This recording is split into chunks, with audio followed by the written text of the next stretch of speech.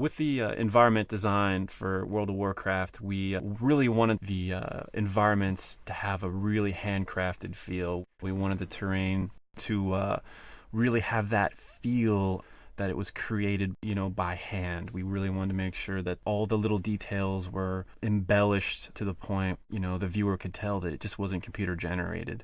For example, like the palettes and the detail in the environment, we really wanted to make sure that the viewer got rewarded with a lot of detail and things like that.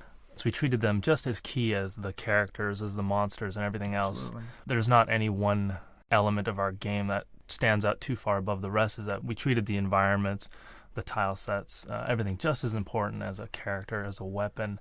Everything received that equal amount of just real handcrafted treatment. A lot of the artists, too, actually were hiking fanatics, and we have some people that are really outdoors type artists, and they really bring that to the table. They they talk about like North Carolina or Pennsylvania, and we spent a lot of time trying to figure out just visually what's the most interesting angles to approach things. We didn't just isolate out terrain and just think of a lot of high-res textures or high-res geometry for the terrain. We realized that it was just as crucial that the terrain marry with lighting, with the fog. All of these elements were very important to pull together. And, just in layman's terms, we just pulled a lot of old school tricks to try to get across a lot more than what we're really doing technically, and keep all this under wraps where people could still afford to enjoy a nice frame rate and a beautiful vista all at the same time. We had a lot of beautiful color studies, which you'll see as we're talking about this. The game is about a game of trees. You have to have good trees in these kind of games. You stare at the terrain all the time, and we had some of the artists working on some of the trees. You'll notice that we have a really wide range of design for trees. We spent many years looking at the trees and studying them, and they're really like the glue that holds everything together.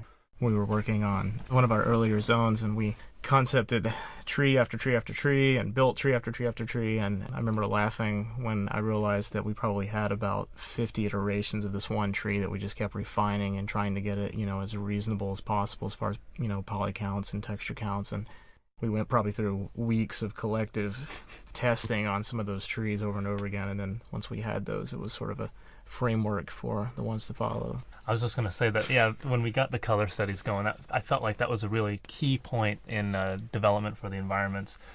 Once we started doing that, it impacted us, and it took us a while to ramp up. But the initial prep work it took to get these environments, it really paid off in the end. Everything married together so much better. Yeah.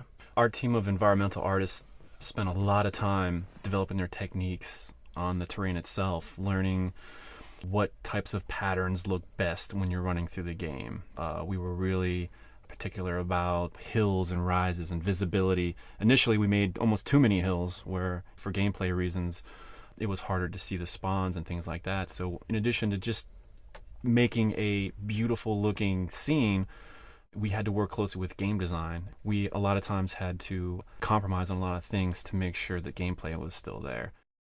We wouldn't just do one of them for a zone, we'd also do one for different times of day. So we'd have one that was drawn to illustrate what the daytime light settings would be. We would do some for the evening time settings. We found that the sunrise and sunset were some of the most fun values to work with and offered like some of the best lighting.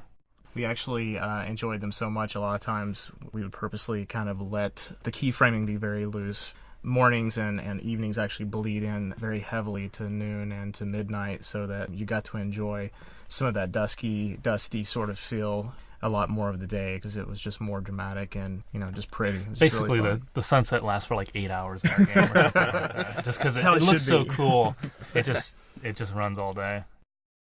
We wanted to make sure the palettes of the zone reflected somewhat in the race, very subtly. For example, the undead area of Tirisfal Glades, we wanted to kind of keep it cool colors, muted. Yeah.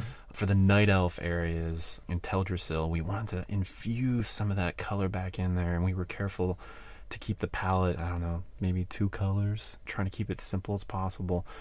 If you run around like sort of in the undead starting area, you can kind of check out the little vegetation growing on the ground, and even those themes of the undead are there just in the vegetation, just for fun little flavor. Vines crawling up and choking out these purple flowers and things. So even down to that degree the art team kind of paid Yeah. attention to the details. They definitely took advantage of every little area. I think some of the grasses have cobwebs, infused in it a little bit. And Yeah. hopefully like a crate or a barrel in the undead starting area, it's going to look and have its own look and feel compared to a crate or a barrel in the human starting area. And everything from the pallets to, the wood having more cracks and broken nails and knife scratches in it or whatever. They definitely took it. All the artists definitely took advantage. If they got to paint a texture for it, they definitely used every pixel to represent the environment that this prop was going to be set into. So, I know, I totally agree. And I think one of the things that we strive for too is just the uniqueness of what we want to do. We want to make sure that the zones look as good as possible, as far as like if you were to take a screenshot of our game and you see it in a magazine, it looks different. It has a certain look to it that you're not going to find easily. Working on a game of this scope and detail really pushed the art staff to really just think about what actually we're doing. I mean, it's so much different than the usual type of games we're used to making, that you're creating an entire world. You're creating the atmosphere and lighting and terrain and the look and feel. And sometimes it's really interesting. You'll be working on a piece of environment and you'll get stuck, and then you'll drive home and see the sunset or see some kind of imagery that inspires you. So, and then you go back to work the next day and you're like, oh, I saw this, the sunset yesterday, and it totally changed what we should do.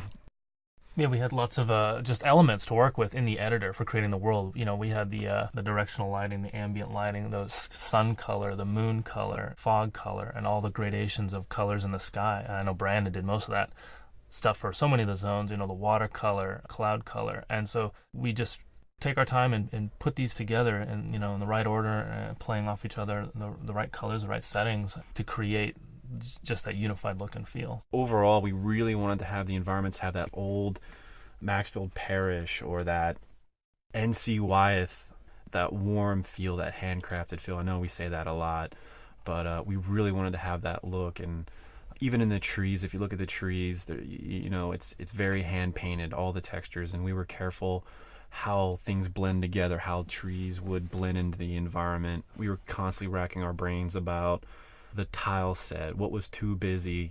Initially a lot of the roads were too busy and too dark, and we had to simplify those. And it was definitely a learning process, for everyone. But kudos to the team, though.